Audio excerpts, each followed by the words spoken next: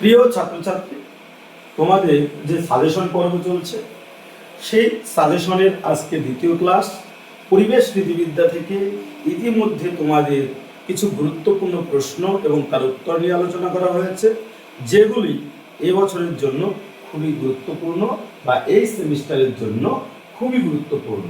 যাই হোক, পরবর্তী যে প্রশ্ন সেই প্রশ্ন নিয়ে আজ আলোচনা করছি। তোমরা তাই স্কিপ না করে সম্পূর্ণ ক্লাসটি করো। আশা করি তোমাদের যে ক্লাসগুলো দেওয়া হচ্ছে সেগুলোর মধ্যে কমন পড়ে যাবে। যাই হোক, 40-40 পাওয়ার জন্য চ্যানেলটিকে সাবস্ক্রাইব করে বেল আইকনে ক্লিক করে অল করে রাখো, আর কোথাও যেতে হবে না। ঠিক আছে, শুরু করা যায়। তো প্রথমে যে বিষয়টি রয়েছে সেটি হচ্ছে, কোন শাস্ত্রে মানুষের সাথে প্রকৃতির ক্রিয়া প্রতিক্রিয়া সম্পর্ক আলোচনা করা হয়েছে? কি প্রশ্ন বলা হলো? কোন শাস্ত্রে মানুষের সাথে প্রকৃতির ক্রিয়া প্রতিক্রিয়ার সম্পর্ক আলোচনা করা হয়েছে? তো এখানে হবে পরিবেশ নীতিবিদ্যায় বা এনভায়রনমেন্টাল ইথিক্সে। তার উত্তর কি হবে? তাহলে উত্তর কি হবে? পরিবেশ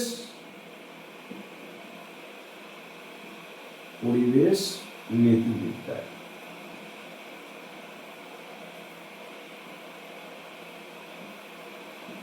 তাহলে কি বলা হলো? পরিবেশ নীতিবিদ্যায়।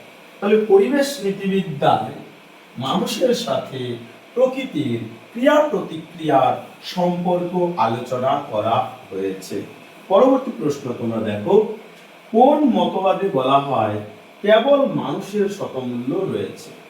কোন মতবাদে বলা হয় কেবল মানুষের স্বতমূল্য রয়েছে? এখানে কোন উত্তর হবে?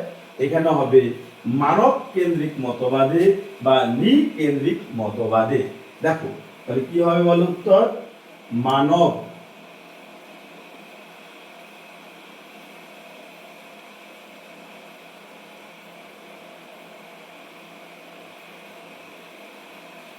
কেন্দ্রিক মতবাদে বা নৃকেন্দ্রিক মতবাদে।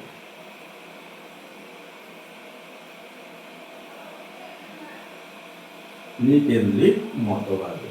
ঠিক আছে, কোন মতবাদে বলা হয় কেবল মানুষের স্বতমূল্য রয়েছে? মানব কেন্দ্রিক মতবাদে বা নৃকেন্দ্রিক মতবাদে। পরবর্তী প্রশ্ন, মানুষের যেমন স্বতমূল্য রয়েছে ঠিক তেমনি পরিবেশ বা প্রকৃতিরও স্বতমূল্য রয়েছে। পরিবেশ বা প্রকৃতিরও স্বতমূল্য রয়েছে, একথা কোন মতবাদে বলা হয়? এটা উত্তর হবে অনৃকেন্দ্রিক মতবাদ বা অমানব কেন্দ্রিক মতবাদ। তাহলে এটা কি হবে? অমানব কেন্দ্রিক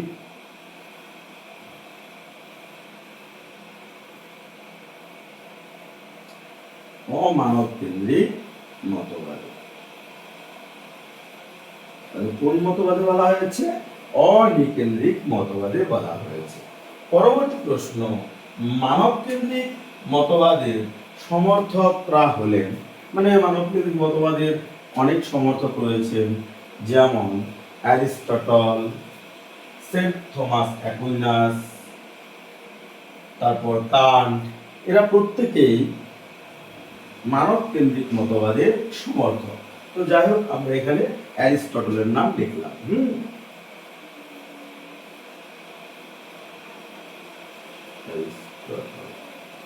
কি বলা হলো? অ্যারিস্টটল। তো আরো অনেকে রয়েছে। 15 নম্বর প্রশ্ন, সর্বপ্রথম কে ইকোলজি শব্দটি ব্যবহার করেন? সর্বপ্রথম কে ইকোলজি শব্দটি ব্যবহার করেন? Ernest Haeckel. Ernest Haeckel. কি বলা হলো? সর্বপ্রথম কে ইকোলজি শব্দটি ব্যবহার করেন? Ernest Haeckel. তারপর ইকোলজি শব্দটি ড্যাশ ও ড্যাশ শব্দ থেকে এসেছে। ইকোলজি শব্দটি ওইকস ও লোগোস শব্দ থেকে এসেছে। ইকোলজি শব্দটি ওইকস ও লোগোস শব্দ থেকে এসেছে। পরবর্তী প্রশ্ন, ওইকস শব্দের অর্থ কি? ওইকস শব্দের অর্থ হলো আশ্রয়স্থল বা বাসস্থান। আশ্রয়স্থল বা বাসস্থান। পরবর্তী প্রশ্ন, গভীর বাস্তুতন্ত্রের কথা কে বলেন? গভীর বাস্তুতন্ত্রের কথা কে বলে? আর্নেনেস, আর্নেনেস, আর্নেনেস। তাহলে গভীর বাস্তুতন্ত্রের কথা বলেন আর্নেনেস। পরবর্তী প্রশ্ন, ল্যান্ড ইথিক্স কথাটি সর্বপ্রথম কে ব্যবহার করেন? ল্যান্ড ইথিক্স কথাটি সর্বপ্রথম কে ব্যবহার করেন? অ্যালডো লিওপল্ড। ল্যান্ড ইথিক্স কথাটি সর্বপ্রথম কি ব্যবহার করেন? অ্যালডো লিওপল্ড। তারপর পরবর্তী প্রশ্ন, নিরুপায় না হলে পরিবেশ তথা প্রাকৃতিক মণ্ডলকে বিনষ্ট করা যাবে না, এ কথা কোন কোন দার্শনিক মনে করতেন? এ কথা কোন কোন দার্শনিক মনে করতেন? নিরুপায় না হলে পরিবেশ তথা প্রাকৃতিক মণ্ডলকে বিনষ্ট করা যাবে না, এ কথা কোন কোন দার্শনিক বলতেন? আর্নেনেস এবং জর্জ সিমসন।